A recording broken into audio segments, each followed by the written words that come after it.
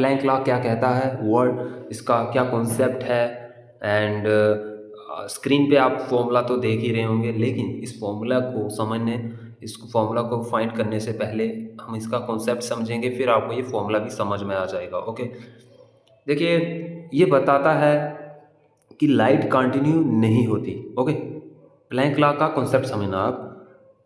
जो लाइट होती है वो छोटे छोटे पॉकेट्स क्वांटा में होती है। हर पॉकेट यानी कि क्वांटम हम बोलें कि जो एनर्जी है उसकी फ्रीक्वेंसी का प्रोपोर्शनल होती है। Okay, E is directly proportional to frequency, यानी कि energy is directly proportional to frequency होती है। एनर्जी बढ़ने पर आपकी फ्रीक्वेंसी भी बढ़ती है। हमें ये नहीं पता कि एक यूनिट फ्रीक्वेंसी से कितनी एनर्जी बनेगी। ओके, इसलिए एक फिक्स्ड नंबर यानी कि कांस्टेंट हमें जोड़ना पड़ेगा जो बताएगा कि एक फ्रीक्वेंसी से कितनी एनर्जी बनेगी। यही प्लैंक लॉ कांस्टेंट है, यही प्लैंक कांस्टेंट है। ओके, तो आप यहाँ पर देखेंगे कि energy is equal to H B हम लिखते हैं। H V that means V is your frequency F.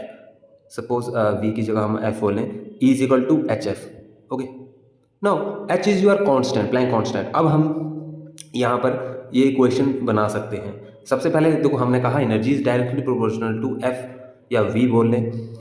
Energy जो है डायरेक्टली प्रोपोर्शनल टू फ्रीक्वेंसी है, लेकिन हमें ये समझने के लिए, इक्वेशन बनाने के लिए हमें क्या किया, प्लैंक कांस्टेंट लगाया। So now E is equal to H B हो गया। डायरेक्टली प्रोपोर्शनल एनर्जी जो है फ्रीक्वेंसी के है। ओके, तो यहाँ पर अभी हमने ये समझा concept. So V lambda T, ठीक है, is equal to H C square by lambda 5 1 by E H C by lambda के टी माइनस 1। एच जो है वो का प्लैंक कांस्टेंट है। ओके, यहाँ पर आप देख सकते हो। अब आपको समझ में आया कि प्लैंक कांस्टेंट क्यों लगाया। बाकी जो सी जो है स्पीड ऑफ लाइट है, ठीक है, and lambda is your wavelength. Okay, and K is your Boltzmann constant and T is your temperature. अब यहाँ देखिए, लैम्डा और टी, टेम्परेचर और वेवलेंथ, इन दोनों को हमने यहाँ पे रखा है is equal to this two H C square by lambda raise power 5 1 by E H C by lambda के टी माइनस 1। यहाँ पर आप ये ग्राफ देख सकते हैं। जो एनर्जी है आपकी बाई एक्सिस पर है और वेवलेंथ एक्स एक्सिस पर।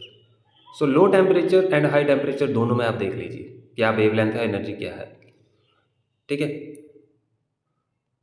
सो इस इक्वेशन, इस फॉर्मूले से आप देखिए ये समझ सकते हैं कि सपोज आपकी जो वेवलेंथ है वो इंक्रीज होने पर आपका जो प्लैंक लॉ, ये जो फॉर्मूला है, जो एनर्जी है, वी क्या है, एनर्जी है, ये अगर हमारी वेवलेंथ इंक्रीज होती है तो वी आपका डिक्रीज होगा।